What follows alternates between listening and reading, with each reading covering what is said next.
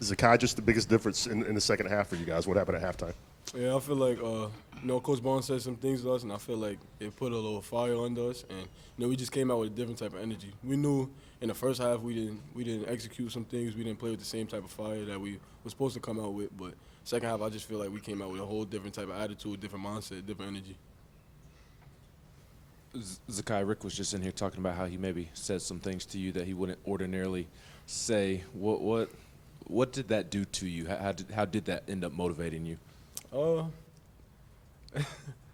I guess I would say I was on some, like, I'm gonna prove I'm wrong type of mindset. Like, all right, I'm gonna show you, like, this is what you think. All right, don't worry about it. So, him saying that, like I said, it lit a little fire under me, and I was just felt like I wouldn't say back against the wall type of thing, but I knew what he was thinking in his head. I knew what he was trying to get at, and I just had to, change my mindset and go out there and do what I do for the team.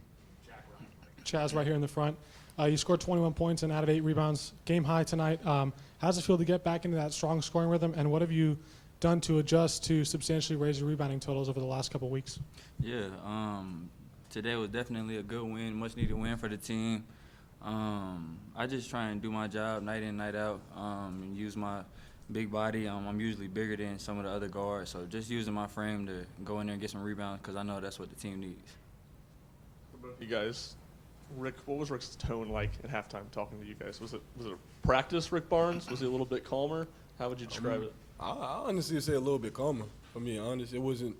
We knew the message that he was trying to get at. It wasn't so much the tone, and I feel like we a mature group of guys, so he didn't have to come in there yelling at us and doing all that. The assistant coaches, they said what they had to say to us too. So when he came in, he asked them like what they get at with us, and then he just kept it 100 with us and told us what it was. He didn't come at us on some. He was yelling at us, screaming at us. It wasn't like practice a little bit, I guess you could say, but he just told us the message and we understood it.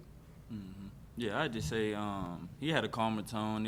It was really just a message he was trying to get across to us that we know what we need to do.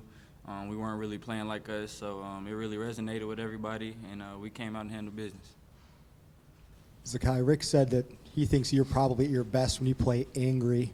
Is that the case, and how does someone take such a strong emotion and turn that into a positive thing on the court? I don't know. My mom always told me the same thing. She always told me my whole life, like, oh, get mad, get mad. Like, she would say stuff to me during the game, or, like, if I'm not playing as well, she would just look at me a certain type of way. And I'll admit it. Like, I looked in the crowd and seen her face, and I was like, all right, I know what time it is. I know she's a little bit mad at me right now, so I'm going to use that same thing. But I feel like my whole life I was always like that in a way. Like, if I'm playing angry, I might have a smile on my face, but I might be a little bit mad. So, playing angry, I feel like I'm just being a little bit more aggressive, I guess you could say. Grant, Gentry, Reese. Chaz, how tough is it at this level, this time of year, with the intensity picking up, with no breaks in the schedule, compared to what you've faced in the past? Yeah, I mean, I feel like throughout the season, it's all about adjustment. So I feel like I'm at the point in the season. I've kind of been at the point in the season where I need to adjust to the way that they're guarding me. So just learning, and Coach getting on to me in practice about how people are guarding me now. I feel like it's all about growth, just growing. Yeah, Zakai, you've obviously gone against Vanderbilt a lot since you've been at Tennessee. Would you rate this a rivalry? I mean, with just the intensity and the way these games are? Oh, it's definitely a rivalry. Going into each of these games, we know the type of background and fire that's really going to go into it. It might be guys that transferred in, but they understand what this game means to the state of Tennessee. So, going into every game against them, whether it's at their place or our place, an SEC tournament, whatever it is, I feel like we got more of a chip on our shoulder whenever we play against each other. But it definitely is, a fun rivalry, and I'm glad we came out on top today. Of you guys, when you're playing teams like Vandy, they play out on the perimeter, so Felix has to guard out on the perimeter. How have you seen him improve in that area for either of you? Felix is a guard. Simple as that. Felix is a guard. If he gets switched out on a point guard or something, we're not worried at all. We know being our gap, same thing, whether it's Chaz guarding somebody or I'm guarding somebody, it's the same principle. So, but we know Felix can guard anybody on the court at any given time. So, Paige, Ben, Gabe, Ryan. Chaz, Rick said that he had a long conversation with you heading into this game, essentially saying that it's time to get going, now's the time. How did you channel that conversation into your today's performance? Yeah, I mean, I'd say we talked for like an hour after practice yesterday. It was just a conversation. He was just telling me, like I said before, like how I need to adjust a little bit better, what reads I need to be making coming off screens, and so it was a very thoughtful conversation that we had, and it was definitely much needed at this point in the season. The last couple of weeks, there's been talk when y'all have lost about not executing in the final minutes of games when it's been close. Obviously, y'all executed much better, scored your last 7 shots, made your last 7 shots. What was the difference today in executing in the closing, in crunch time, and how big of a development do you feel like that is for the team? Yeah, well, I really just feel like I wouldn't even say whether it's making or missing a shot, but if we execute the play and we get the shot we want, whether it goes in or not, I feel like that's whatever we want. So I would just say we did a really good job tonight, and when we made a call, we went with the call, we ran the play, or if we had to make an adjustment, we made an adjustment. But down the line, everybody communicated well, and we just executed really well, opposed to the other games. For either you, Cade said after the loss to Kentucky that he still feels like this team hasn't put their best 2 halves together, and that probably can be said for today as well. What can be done at this point in the season to get you guys to that point where you are combining both halves? Yeah, I mean, we still have a lot of growing to do. We still learning each other as teammates.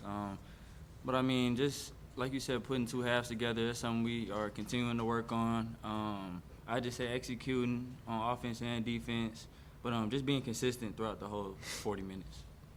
Ryan and David, last 2. You said a minute ago some of the assistant coaches said some stuff during halftime too. What coaches specifically, and what was their message? And then Chaz, did any players say stuff, and what was the message from any players that did? It was really just, things we already had talked about. We wasn't executing some of the things that we had said we was going to do, and our scout, some scout report stuff, some of our game plan and stuff. So, it made it look like we weren't locked in, even if we were. So, Coach Rod, Coach Gainey, they came in just telling us, like, hey, we gotta execute whatever we make the call. That's what we call. Like, our coaches spend a lot of time, scouting for us and pretty much just giving us the formula out there when we go out there on the court. So, they're not just telling us information for just because, and we're listening to them for a reason. They spend a lot of time doing that stuff. So, it was really just us executing not only on offense but on defense too. Yeah, I just feel like we had dug ourselves in a deep hole in the first half, and then some of the players, we were just communicating and saying that we just need to be us. We weren't being us in the first half. We weren't following the schemes and the scouting that the coaches had prepared us to do.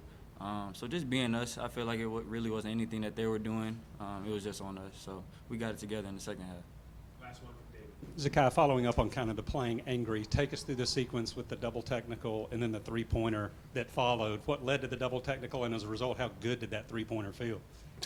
Well, it always feels good to make a shot here and there, but I just let the emotions get to me in the game, and I gotta just handle that better in those situations.